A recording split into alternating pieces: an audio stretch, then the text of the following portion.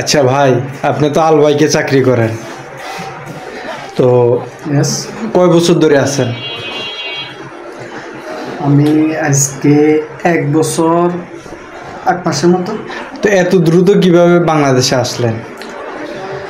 এত দ্রুত হচ্ছে যে বলা মুশকিল, কারণ আমি 2 বছর আগে কোম্পানি কোনো ছুটি দেয় না, কিন্তু আমার কাছে মানে আমি একবারের জন্য চলে গেছি। কেন কেন এত টাকা, কত টাকা খরচ করে গেছেন?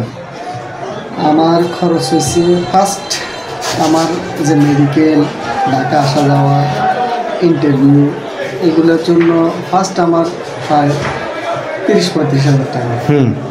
এরপরে আমি কিন্তু জানি না ইন্টারভিউ, যেহেতু আমি টিকছি আর মনে হচ্ছে যে ইন্টারভিউর মাধ্যমে হয়তো আমার নিয়ে যাওয়া হবে। এখন এই টাকা খরচের পরে আরেকজন ভাই আমাকে বলছে যে দেখো, তোমার এজেন্সি তো কোনো টাকা লাগবে না, তুমি 50,000 টাকা দাও, তোমার একটা ওকে হয়ে যাবে। আমি ওরে 50,000 টাকা দিচ্ছি। যাওয়ার পরে যখন আমি জানলাম এবং কি ইউটিউব ঘাটাঘাটি করলাম, দেখলাম যে আলবাইক এতটা সুবিধা না, মানে পরিশ্রম বেশি, যেটা আমি গিয়েও দেখলাম পরিশ্রম বেশি আর টাকা টাকা কম। হ্যাঁ, টাকা কম। এগুলো দেখার পরে আমি ঘাবড়ে গেলাম যে আমি আর যাবো না। কিন্তু এখানে তো আমার 30 আর 50-এ প্রায় 80,000 টাকার মতো খরচ হয়েছে। মানে আপনার ফাস্টফুড, মেডিকেল, এরপর টাকা আসা যাওয়া, হ্যাঁ, এই খরচ হওয়ার পরে এরপর এজেন্সি কে 50,000। এরপরে এজেন্সি আমার না, এটা এজেন্সি খাই না, এটা গেছে অন্য একদিন দালাল। দালাল বলাটা মুশকিল। এরপরে আপনি ক্লিয়ার না বললে আমরা কিভাবে বুঝবো এবং সাধারণ মানুষ কিভাবে বুঝবে? আচ্ছা, ওকে দালাল। এরপরে এজেন্সি আমার থেকে নিয়েছে, বলছে যে 2,30,000 টাকা দিতে। পরে আমি দেখলাম যে যখন বিষয়টা আমার হাতে আসছে, বিষয়ের মধ্যে লেখা আছে উইদাউট এনি কস্ট, মানে টোটাল ফ্রি বিষয়। হ্যাঁ। তখন এটা জানলাম, তখন আমার ভিতরে আরও একটু ডাউট হলো যে আমি টাকা দিয়ে কেন যাবো, আর আমি পড়াশোনা করছি, আমি আবার ইন্টারভিউতে টিকছি। তখন আমার খালাতো ভাই বলে, দেখো এখানে আসো, এখানে আরও অনেক টাকা, বেশি টাকা দিয়ে আসে, তুমি 2,30,000 দিচ্ছ, আগে আসি, টোটাল যাই খরচ হয় এখানে আসাটাই তোমার জন্য বেটার হবে। ওইটা বলে ও কিছু টাকা দিছে, যার কারণে পরে আমি নিরুপায় হয়ে যাইতে বাধ্য হয়েছি। ওখানে গিয়ে এখানে সব কিছু ভালো, গুড, মানে নিয়ম কানুন, একটা কোম্পানির নিয়ম থাকাটা বেশি জরুরি।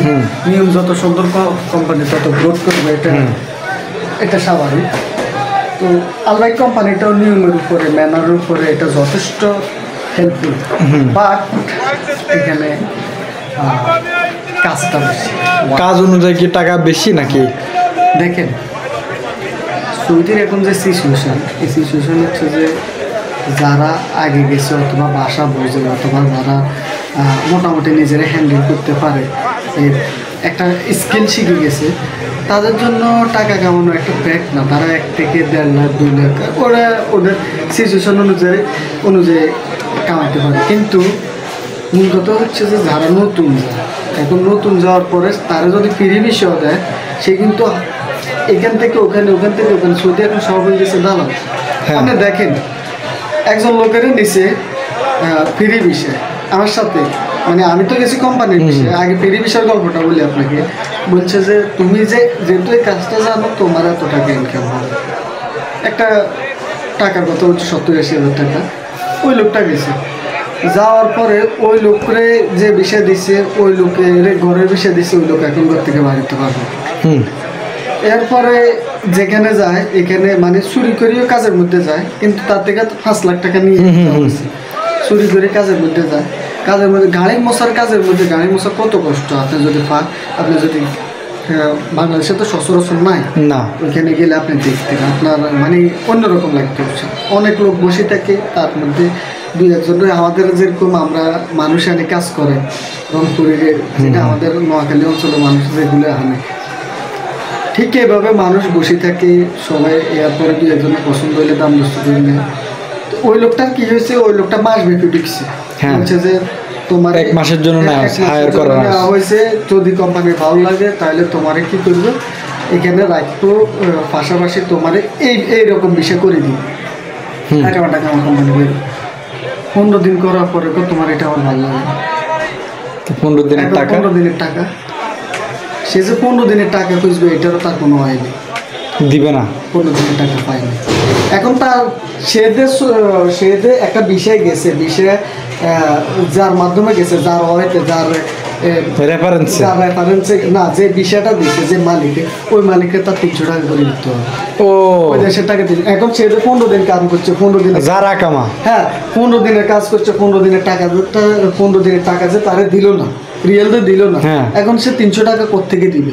এরপরে তার 15 দিন পরে তার এখন বাসা ভাড়ার কি 4500 টাকা, তার মানে হচ্ছে মানে সে যে বাসা নতুন করে বাসা খুঁজবে, এটাও সে কীভাবে করবে? সে তো নতুন। আচ্ছা ওকে, আল্লাহ তারা সারাইছে, সারানোর পরে সে গেছে আরেকটা কোম্পানি, মানে এটা একদম বাস্তববাদী কথা। সে আরেকটা কোম্পানি গেছে, কেক কোম্পানি, কেক তৈরি করবে। এখন কেক কোম্পানি প্রথম তারা কি করে, নতুন একটা লোক আসলে তারা উড়া ধুড়া তারা তানে এই কাজ করা, ওই কাজ করা, এই কাজ করা, মানে তারা পাগল বানায়, জিরানোর কোনো সুযোগ নেই, এক প্রকার পাগল বানায় ফেলে। ওই লোকটা ওই কেক কোম্পানিতে চাকরি করছে, চাকরি করার পরে 4 দিন করার পরে কেক কোম্পানি বলতেছে, না এখানে তোমার হবে না, তুমি বাসা জানো না, তুমি তো নতুন হিসেবে তারা এনেছো। হ্যাঁ, সে তো বলে যাচ্ছে যে আমি নতুন, আমি বাসা জানি না, আমি যে আপনাদের টাকা বুঝবো আমি এটাও জানি না। হ্যাঁ, তাহলে 7 দিন আপনারা রাখলেন, রাখার পরে সে বাসা জানে না, এটার অজুহাত দিয়ে দিলেন, কিন্তু এখানে কিছুই বলেন। এটা সৌদি, আমি বাংলাদেশ। ওই কোম্পানিতে গেল, এরপর নিরুপায় হয়ে ওই গেল একজন কার কাছে, নিজের রিলেটিভের কাছে।